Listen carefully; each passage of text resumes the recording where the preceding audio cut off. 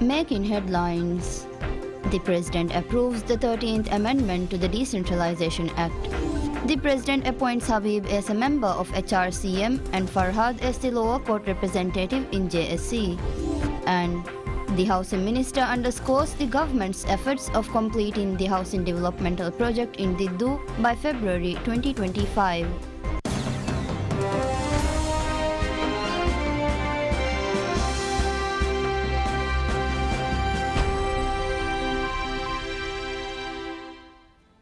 Bismillahirrahmanirrahim. Assalamu alaikum. Hello and welcome to PSMNEWS in English. I'm Udma Mahmoud, your host for the evening. President Dr. Mohammad Muiz approves the 13th Amendment to Act, Decentralization of Administrative Areas Act. The amendment was passed during the 32nd session of the 20th Parliament on August 22nd.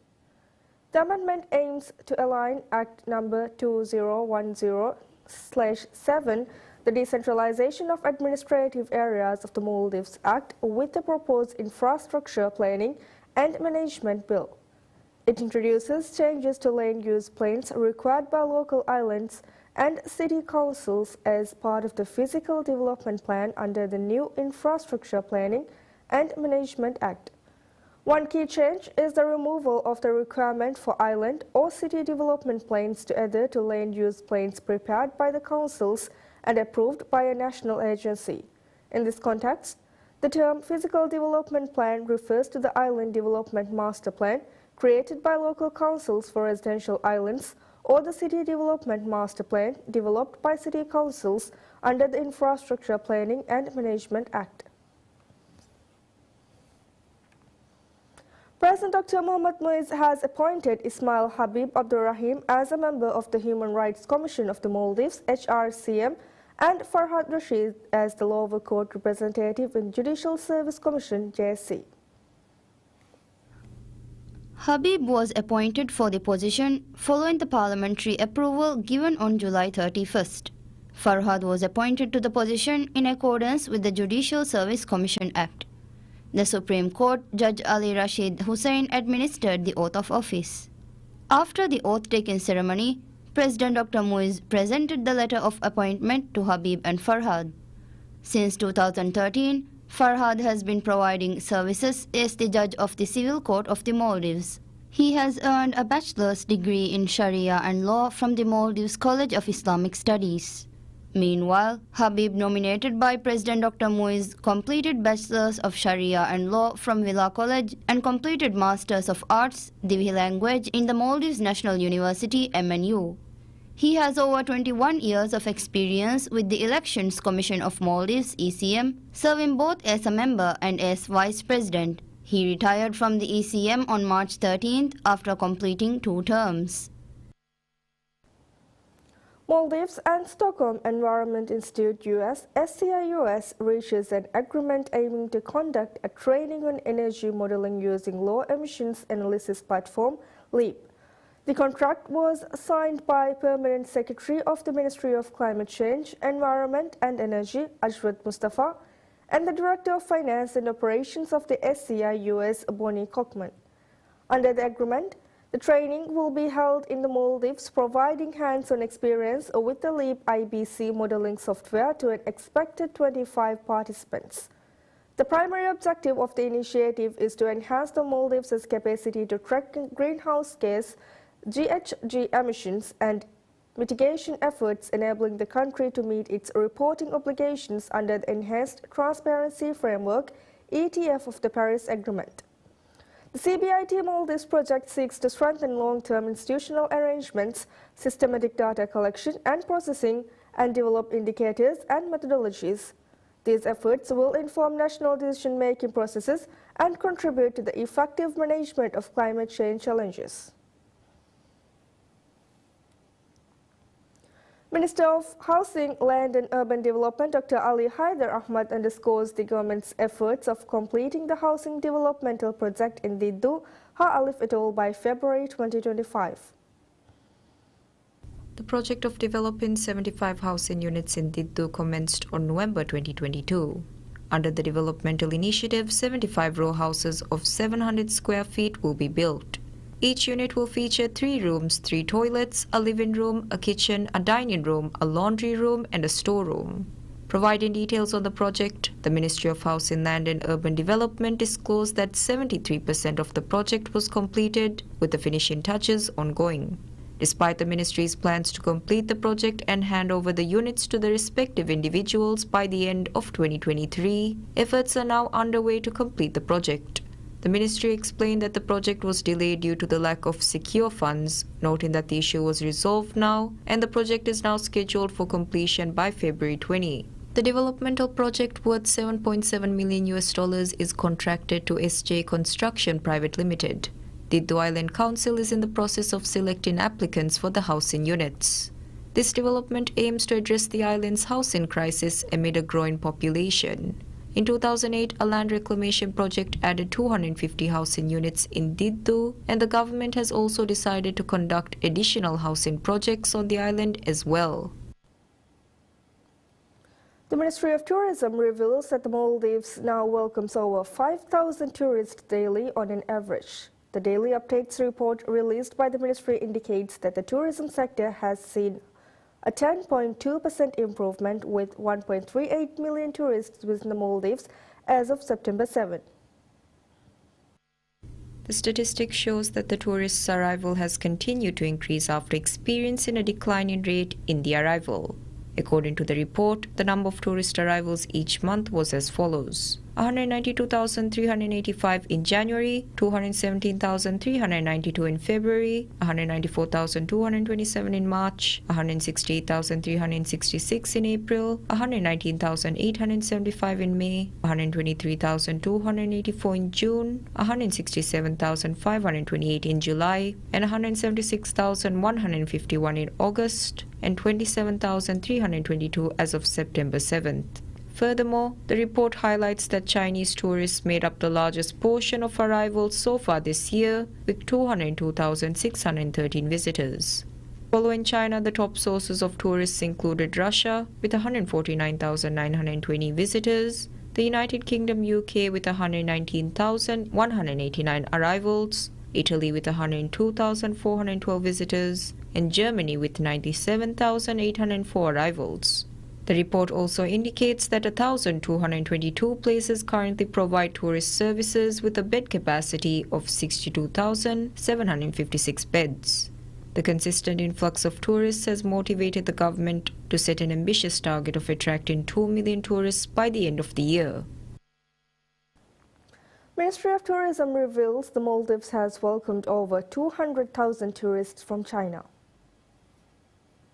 The latest statistics released by the ministry indicates a total of 202,613 tourist arrivals were from China, marking a 59% increase compared to the 127,194 tourist arrivals from the country during the same period last year. China is currently the top third source market of Maldives tourism. Last year it was ranked as third market source of tourists and 27th by the end of 2022. While the tourist arrivals from China have remarkably surged, the several efforts are being exerted to promote and showcase the tourism sector of the Maldives in China. Following China, Russia is ranked as the second market source of tourists with a total of 149,920 tourist arrivals. The daily update report published by the ministry shows that Maldives has welcomed 1.3 million tourists by September 7th. This is an increase of 10.2% compared to the 1.2 million tourists who arrived during the same period last year. The government aims to welcome 2 million tourists by the end of the year. The Maldives Monetary Authority (MMA) announces an increase in the nation's usable reserves, which now stands at $61 million. This growth reflects the government's ongoing efforts to improve the state's financial standing. According to MMA statistics, the official reserves saw a 36% increase in August compared to July. The reserves, which were $45 million in July, rose to $61.22 million by the end of August.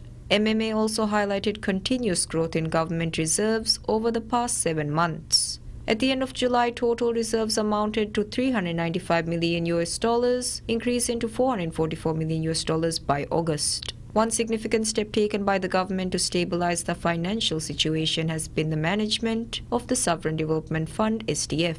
Previously reduced to $5 million due to custodian marking, the SDF now stands at $65 million and is maintained separately. Usable reserves were reported at $105 million at the end of the first 7 months of the year, with MMA projecting that the total usable and SDF reserves will exceed $606 million by year end. To further bolster the country's financial position, MMA is collaborating with the government on issuing a refinance green bond.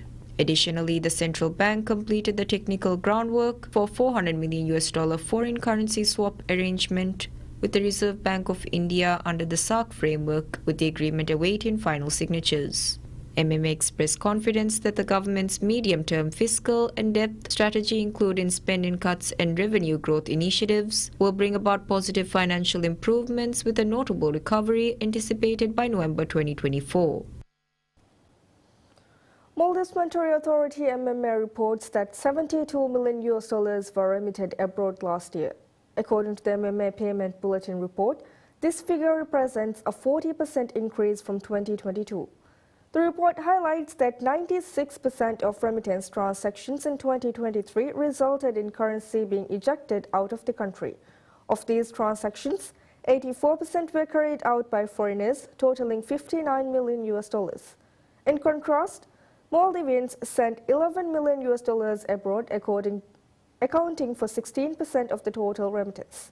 Notably, the majority of remittances sent by Maldivians were directed to India, representing 14% of the total.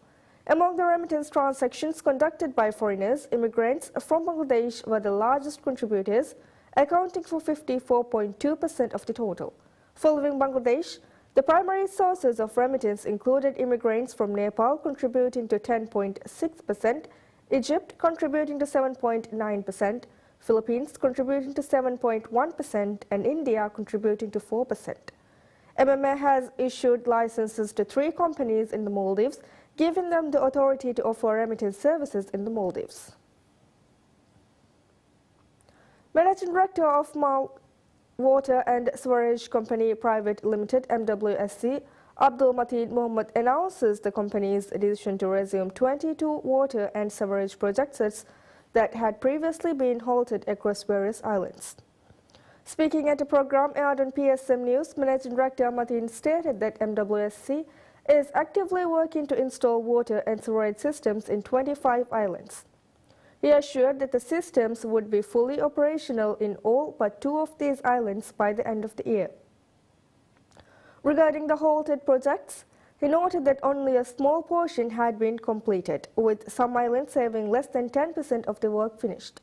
Furthermore, Mateen emphasized that this initiative is not driven by profit motives but aims to provide essential water and sewerage services to residents. The resumption of these projects is part of MWSC's commitment to completing and delivering these essential services efficiently. Mateen stated that efforts are currently underway to assess the islands and finalize agreements for the project completions.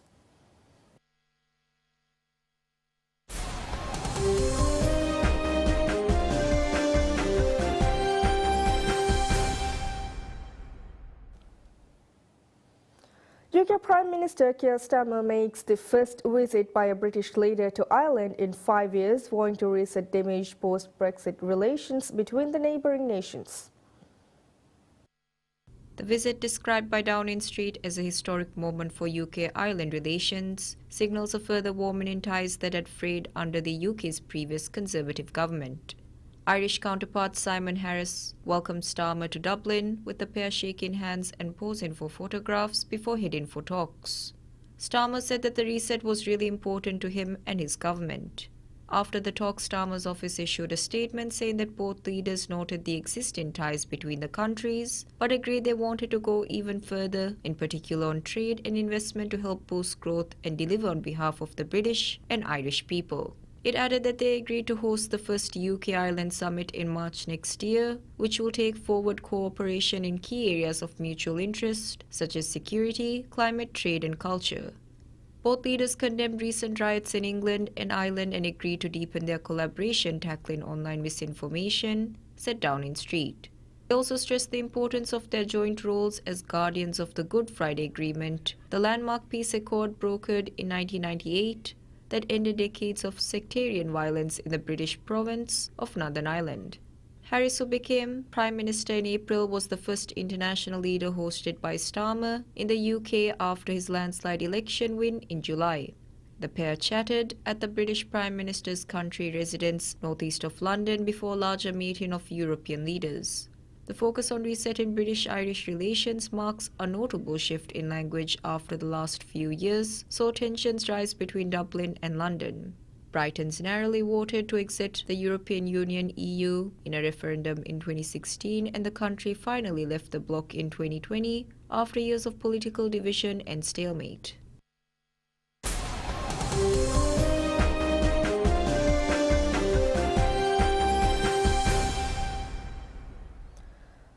Hezbollah fighters in Lebanon and Israeli forces threaded cross-border attacks, both sides said early Sunday, a day after the Lebanese Health Ministry reported 3 rescuers killed in an Israeli attack. The Iran-backed Lebanese movement has exchanged near-daily fire with Israeli forces in support of ally Hamas since the Palestinian militant group's October 7th attack on Israel triggered the war in the Gaza Strip, with repeated escalations during 11 months of the cross-border violence. Hezbollah said it had bombarded the northern Israeli town of Kiryat Shmona with a volley of Falak rockets early Sunday in response to the enemy attacks, and particularly the attack that killed the emergency workers in the Lebanese village of Fron. On Saturday, Lebanon's health ministry said 3 emergency responders were killed and 2 others wounded, one of them critically, in an Israeli strike. The ministry said the attack had targeted a Lebanese civil defense team that was putting out fires sparked by the recent Israeli strikes, while the Israeli military said it had eliminated terrorists from the Hezbollah-allied Amal movement. Lebanon's civil defense agency said 3 of its employees were killed in an Israeli strike that targeted a firefighting vehicle after they had finished a firefighting mission. Prime Minister Najib Mikati condemned the attack, saying in a statement that this new aggression against Lebanon is a blatant violation of international laws and human values. Separately on Sunday, Hezbollah said that its fighters had also fired rockets at the Israeli community of Shamir. Hezbollah usually says it targets military positions in northern Israel, while Israel has said it targets Hezbollah infrastructure and fighters in south and east Lebanon. The Israeli military on Sunday morning announced it had carried out a series of airstrikes on Hezbollah military structures and intercepted projectiles launched from Lebanon during the night.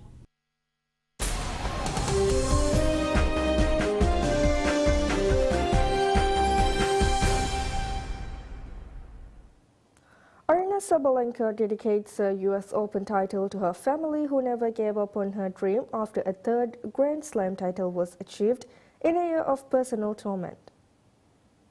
World number 2 Sabalenka defeated Jessica Pegula 7-5, 7-5 to add a maiden New York crown to her back-to-back Australian Open titles.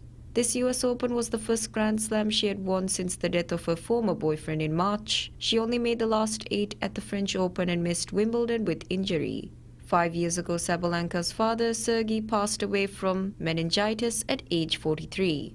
On Saturday, Sabalenka summoned her familiar weapons of supercharged serve and brutal ground strokes to defeat 6th-ranked Pegula. Her 40 winners took her tournament total to 205 with 36 aces. She boasted the 3rd fastest serve of the competition of 191.5 kilometers per hour. Saturday's defeat, meanwhile, came during a roller coaster year for former world number 3 Pegula. After complaining of feeling burnt out after the Australian Open, she was laid low by a rib injury which forced her to sit out the European clay court swing, including the French Open. She marked her return to action by winning the grass court title in Berlin. Pegula said that in Berlin she was super fresh and wanted to win these matches and kind of fired up. After second-round losses at Wimbledon and the Paris Olympics, Pegula raced to the Toronto title and finished runner-up to Sabalenka in Cincinnati. She ended the US summer hardcourt season with 15 wins in 17 matches. That's it for now. Thank you for watching. Have a pleasant night ahead. Bye-bye.